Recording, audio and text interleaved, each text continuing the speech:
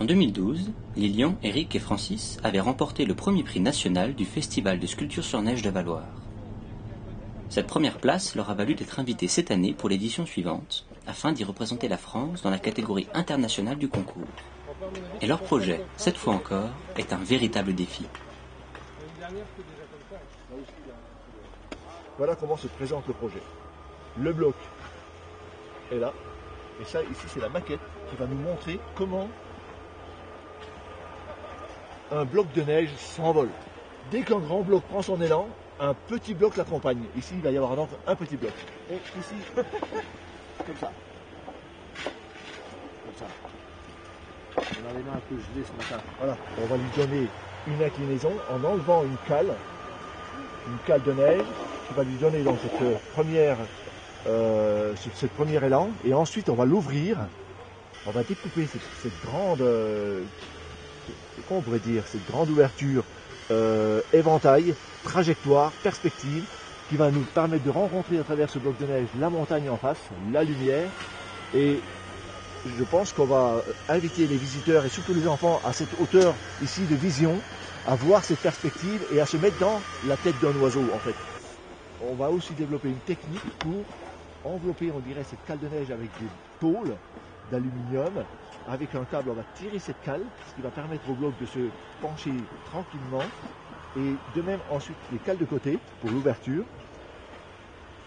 Ça va être assez exceptionnel. D'abord, c'est une grande première parce que on va oser, disons, mettre ce bloc en mouvement, lui permettre de créer la surprise, parce que je suppose que là, c'est pas gagné, donc il va falloir qu'on étudie toutes les données de sécurité, qu'on appelle ça, de résistance. Effectivement, l'œuvre comporte de nombreux risques, dont celui de littéralement s'écrouler. À la vue de la maquette, le public n'a pas l'air de vraiment saisir toute la complexité de cette réalisation. Pas encore, du moins.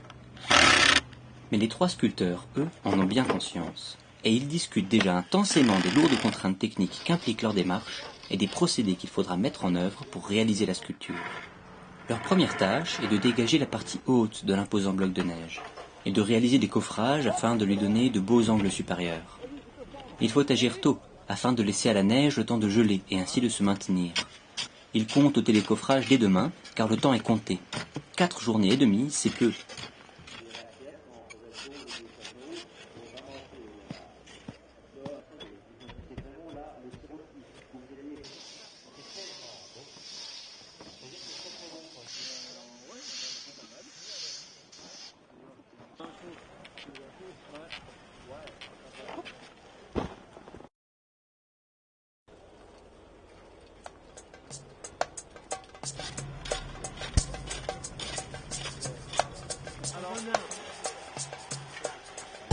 Le lendemain, une première bonne nouvelle les attend. Les coffrages ont tenu. Ils peuvent maintenant commencer à équarrir le bloc afin de lui donner les dimensions voulues. L'outil classique pour ce genre de travail est le fil de fer barbelé. Mais un autre sculpteur du concours leur a prêté une scie de sa fabrication qui a l'air de bien mieux fonctionner. La neige gelée est extrêmement solide et ce n'est que dans ces derniers centimètres que le pan du bloc consent à céder.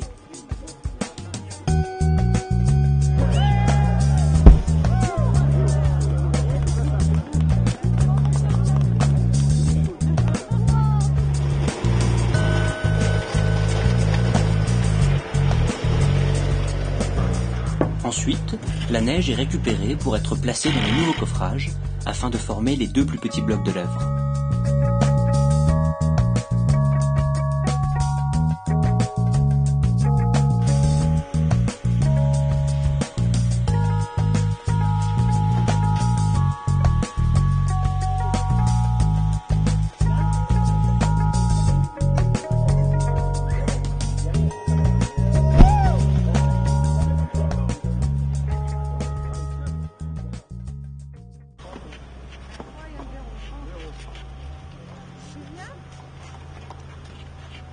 Au matin, le froid a encore bien travaillé. Les 2 masses de neige sont prêtes à être décoffrées.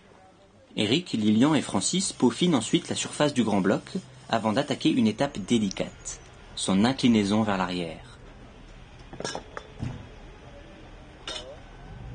Alors c'est en fin de compte une grande expérience, puisqu'on fête les 30 ans cette année. Faut savoir qu'il y a 8 pays dans le monde qui peuvent organiser ce type d'événement, et pour la France c'est Valoir. Cette année on a encore la chance d'avoir 8 nations qui participent. Bon, en tout il y a quand même 17 équipes, il y a un concours national et un concours international. Et voilà, c'est parti, ça dure pendant 5 jours. C'est une culture qui est venue du Québec. Il faut savoir qu'il y a les fêtes de l'hiver, à Québec. Et la tradition veut que chaque habitant sculpte quelque chose devant chez eux. Des petites sculptures, des petites pièces.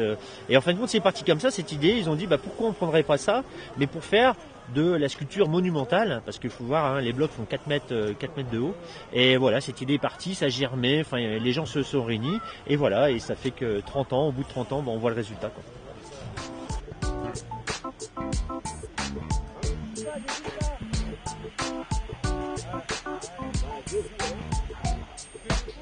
Les angles sont précisément calculés, mais les 3 sculpteurs se retrouvent face à un problème de taille. La neige est molle et se découpe très difficilement. De plus, leurs réflexions les ont amenés à conclure que le tirage des cales géantes était dangereux et peut-être même impossible à mettre en œuvre. Ils sont d'ailleurs presque prêts à abandonner le projet lorsqu'une solution s'offre à eux. Ce qui se passe là, c'est qu'on est devant de la neige et non pas du bois, par exemple. L'idée, c'était d'incliner le bloc, comme on en a parlé au départ avec la maquette, d'incliner le bloc et ensuite de l'ouvrir en deux comme un oiseau qui s'envole. Là, on se rend compte qu'on a vraiment beaucoup de difficultés à faire ce fameux cran, disons, de direction ou de première inclinaison, parce que la neige est molle à l'intérieur, la scie, elle est complètement empâtée, et du coup, on va continuer la tranche qu'on a fait à la base. Le bloc va se tasser, ça va être impressionnant. Ensuite, on va plutôt que de l'incliner, on va simplement lui ouvrir l'ouvrir en deux. Il va s'ouvrir. Voilà, c'est ça l'idée de l'envol. Donc le grand bloc va rester debout et les deux autres, le moyen va être légèrement incliné et le petit encore beaucoup plus. Voilà, ça aura la même logique. Simplement, là, ça fait une journée de travail pour se rendre compte qu'on est devant quelque chose de pratiquement qui nous dépasse, quoi. Quelque chose de la neige, il y a 25 tonnes là, encore. Donc l'important, c'est toujours d'essayer.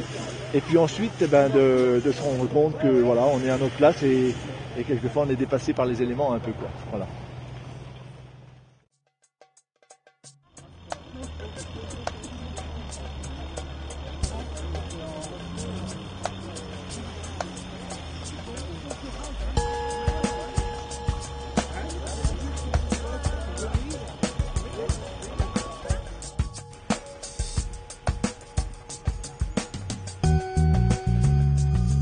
Le soir venu, Eric, Lilian et Francis ont donc fini le découpage des grandes chutes et commencent le sciage du grand bloc.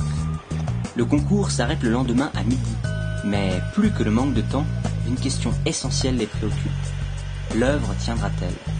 Le risque est grand qu'elle s'effondre sous son propre poids.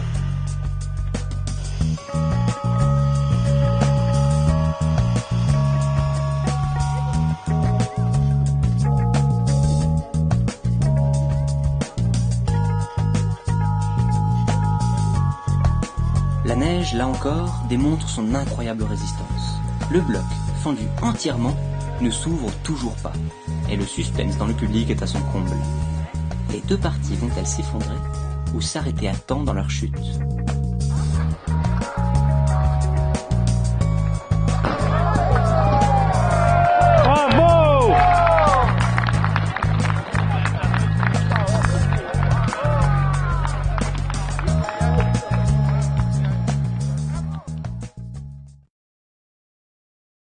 Et le lendemain, le soulagement de l'équipe est complet.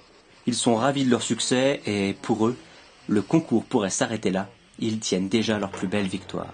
Mais il leur faut tout de même terminer leur œuvre en inclinant et en ouvrant les deux derniers blocs. Ils ont cette dernière matinée pour le faire. Ils finiront à temps.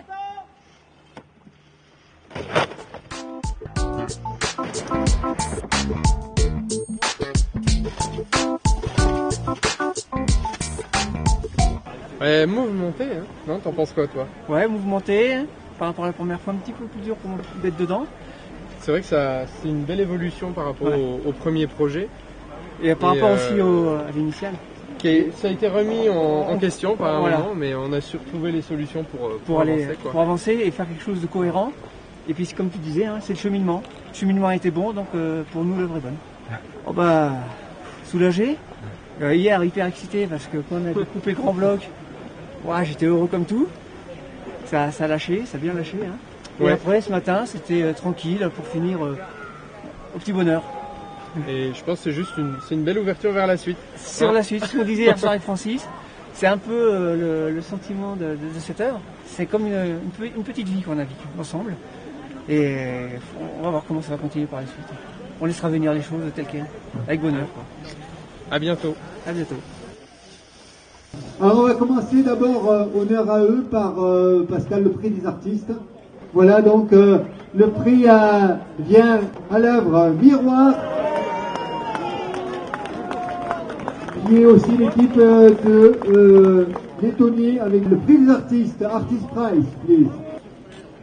Merci beaucoup, Valérie. Merci beaucoup à l'organisation et vous êtes incroyable. Merci. Alors maintenant, honneur aux enfants, le prix du jeune public. Alors le prix du jeune public a été remporté par l'œuvre Miroir.